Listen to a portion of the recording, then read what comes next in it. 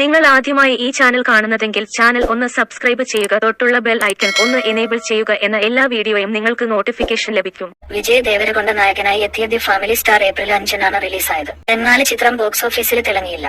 ആദ്യം മുതൽ സമ്മിശ്ര പ്രതികരണം ലഭിച്ച ചിത്രം ബോക്സ് ഓഫീസിൽ പരാജയം രുചിച്ചു. പരശുറാം സംവിധാനം ചെയ്ത ഈ ചിത്രം ഒരു ഫാമിലി ഡ്രാമയാണ് ഒരുക്കിയത് എങ്കിലും കുടുംബ പ്രേക്ഷകരെ ആകർഷിച്ചില്ല. ദി ഫാമിലി സ്റ്റാർ നിർമ്മാണ ചിലവ് 50 കോടി രൂപയോളമാണ് എന്നാണ് റിപ്പോർട്ട്. എന്നാൽ ചിത്രം ബ്രേക്ക് ഈവനിൽ പോലും ആയില്ലെന്നാണ് വിവരം. തില രാജുവാണ് ചിത്രം നിർമ്മിച്ചത്. ഇപ്പോൾ തിയേറ്ററിലെ വൻ പരാജയത്തിന് ശേഷം ചിത്രം OTT റിലീസിനെത്തുകയാണ്. ചിത്രം മെയ് 3-ന് OTT റിലീസാകും എന്നാണ് സോഷ്യൽ മീഡിയയിലെ ഏറ്റവും പുതിയ റിപ്പോർട്ടുകൾ സൂചിപ്പിക്കുന്നത്. ഫാമിലി സ്റ്റാറിന്റെ പോസ്റ്റ് തിയേറ്റർ സ്ട്രീമിംഗ് അവകാശം ആമസോൺ പ്രൈം വീഡിയോ നേരത്തെ സ്വന്തമാക്കിയിരുന്നു. ബോക്സ് ഓഫീസിൽ മികച്ച പ്രകടനം നടത്താത്ത സിനിമകൾ പ്രതീക്ഷിച്ചതിലും നേരത്തെ OTTയിൽ എത്തുന്ന പതിവ് വിജയ് ദേവരകൊണ്ട പടത്തിന്റെ കാര്യത്തിലും നടക്കുന്നു എന്നാണ് വിവരം. അതേസമയം ഫാമിലി സ്റ്റാറിനെ ബോക്സ് ഓഫീസിലെ മോശം പ്രകടനത്തിന് കാരണക്കാരെ എന്ന് പറഞ്ഞു ചില ട്രോളുകൾക്കെതിരെ നടന്റെ ദേവരകൊണ്ടയുടെ മാനേജരും ഫാൻസ് ക്ലബിന്റെ പ്രസിഡന്റ് ഹൈദരാബാദിലെ മദാപൂരിലെ സൈബരാബാദ് പോലീസിൽ പരാതി നൽകിയിരുന്നു. 2022-ൽ പുറത്തിറങ്ങിയ സർക്കാർ വാരിപ്പാട്ട എന്ന ചിത്രത്തിന് ശേഷം പരശുറാം സംവിധാനം ചെയ്യുന്ന ചിത്രമാണ് ഫാമിലി സ്റ്റാർ. ഇത് രണ്ടാം തവണയാണ് പരശുറാമും വിജയ് ദേവരകൊണ്ടയും ഒന്നിക്കുന്നത്.